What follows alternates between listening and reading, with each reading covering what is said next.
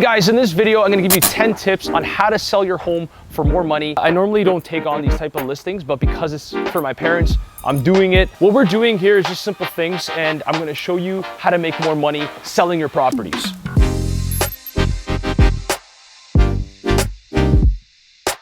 All right guys, tip number one, the most important room in a house is the kitchen, and I'm gonna show you what I did. Believe it or not guys, these cabinets are from when my parents first got their house, builder's cabinets. All we did here was we just painted it for $2,500, all white, nice, simple color, a new backsplash done for $500 installed, and for $4,550, we got all the countertops replaced, quartz countertops, which has a lip and gives it a nice impression that it's a lot thicker, which is really nice. Appliances need to get replaced. We're gonna put stainless steel appliances. We already put a hood fan. A lot of people spend time in the kitchen. It's very important for pictures, marketing material. If you don't have a nice kitchen, I think it's gonna be a lot harder to sell a home, and the home may sit on the market for a lot longer, and I do not want to take that risk. Getting a new kitchen would have cost a lot more, and we wouldn't have got the money back for it. So just little simple things make a huge difference. As I mentioned about the prices of the cabinets and the countertops, so I'm going to show you the master bedroom ensuite and what we did, because we replaced the countertops and painted the cabinets as well. So the countertop does have a nice lip, really nice color, really nice, and in pictures this is going to look amazing, and that's what I'm looking for, the marketing to get people to come and want to check out the property. All right guys, tip number two is the finishing touches. We just did simple things like replace the doorknobs. These originally were gold and they looked really ugly, so we replaced them for $15 each in the entire house.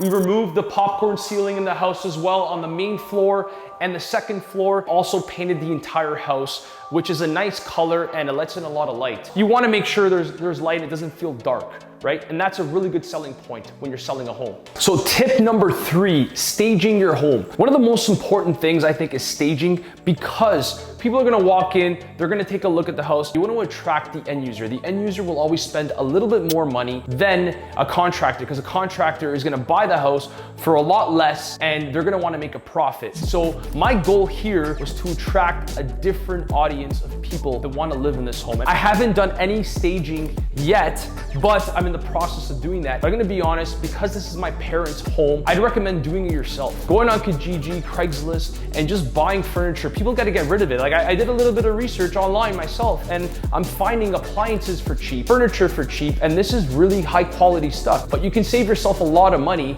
and then include it in the price if you have to. Staging your home is key. Believe me, you will attract a better audience of buyers. All right guys, so tip number four, make sure before you go out and start spending a lot of money renovating that you're doing the simplest stuff. Don't just go and start spending a lot of money on stuff that doesn't need to be done, because you're never gonna get the money back, because a lot of people may not like what you like. That's why we never replaced the tile. That's why we didn't replace this floor. It's still a natural color, but it blends in with a lot of things. So my advice would be to spend the least amount of money, but make the house look presentable, nice, fresh. Another thing what you could do is sell the existing furniture that's in the home if you have any, like this couch. You know, a lot of students could use this couch. I'm gonna post this on Kijiji and sell it for 50 bucks. Look at the size of this couch. It's a large love seat. This is gonna make the room look a lot smaller, and we don't need it. The room's gotta look big. The house has to feel bigger than it actually is. It's very important. When layouts are designed, architects are always thinking, how can we make the space feel bigger than it actually is? All right guys, tip number five, curb appeal. This is very important because it's the first impression. When somebody's walking into a home, it's gotta look presentable. I'm gonna show a picture in this video now of how this used to look. $1,000, brand new steps. It looks presentable. We painted the garage door, the main door. We're gonna plant some trees here, some nice flowers, so it looks more presentable when you're walking and approaching the home. Let's go inside. I'm gonna talk about tip number six. Marketing is the most important part when selling a home. Like guys, this isn't a joke. This is the most important point in real estate. If I'm selling new pre-construction, marketing is the most important thing. And a lot of realtors, what they're doing nowadays is selling homes, just posting pictures from their iPhone or their Android. You cannot do that. You need a professional photographer, videographer to come in, do a virtual tour, or even like a 3D tour where people could go in. The more you can do, the better it is, because a lot of homes are being sold on the internet. Your ultimate goal is to have people check out the listing on the MLS, Realtor.ca, Zillow, and all these different websites. Get them to come here to check out the property. If they don't come here, they're not gonna buy it. I emphasize on this because it's the most important thing. And I don't care the cost of how much it's gonna be to get it done, because that's one of the most important things in this business. In today's day and age, you gotta be on point with marketing. Marketing is the most important thing in selling a property. All right, guys, tip number 7, always be ready to show. It's very important to have one of these at your house. If your realtor calls you to set up an appointment for somebody to come check out your house, that you let them in. If somebody wants to come and check out your property and you do not let them in, there is a slim chance of them coming back and rebooking an appointment. It could happen that they're in the area looking at other properties and they want to check out your property. If you're going away on vacation, or if you're even going to a grocery store in the area, that if they call you, the house is ready to show. If you have dogs, cats, and they shed, make sure that you're vacuuming before you leave the house, because if somebody has to come in, you gotta let them in. If you don't let them in, believe me, you're gonna lose a lot of money, 100%. To get that person to come back is gonna be really hard. It's very simple. Set up one of these gimmicks. Whenever you leave the house, have that set up. Make sure everything's clean, spotless, ready to go, and you're gonna sell your home for a lot more money and a lot faster.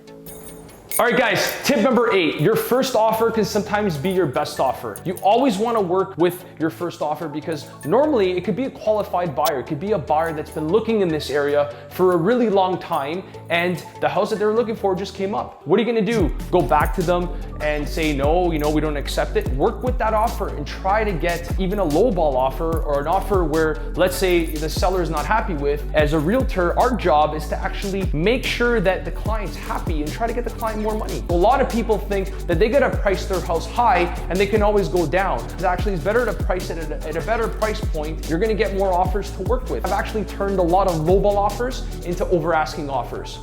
All right, guys, tip number 9. I actually can't wait till I sell this couch. If you guys want it, just let me know and I'll give it to you for free. I don't care. I don't care about the 50 bucks. Finding the right realtor and working with the right person that can represent you and knows how to negotiate and help you get the most amount of money for your property is very important. When you're going out finding a realtor, make sure that you do your proper due diligence. Ask people that have sold their properties and who they've used. Get a bunch of them at the property and interview them. Get like 20. I'm sure there's so many realtors in your area. Get them to come and talk to them, feel them out. Ask for references. Call all the references and ask them questions like, was the person responsive? Did he call you on time? How did he perform? Were you happy with the quality of service? These are questions that you need to ask. It's very important to do this. Like, a lot of people think they could just go out and just find a realtor. Another thing that people get confused about is commission. People think that by lowering commission is gonna help them. In certain cases, it can actually not help the realtor, because the realtor is not gonna wanna spend much money on doing things like they can cover the cost in staging or the marketing. A lot of realtors like myself, I spend a lot of money on social media, thousands and thousands of dollars on Instagram and Facebook to help market your properties. If you're not working with these type of agents just to save 1% or 1.5%, whatever it is on commission,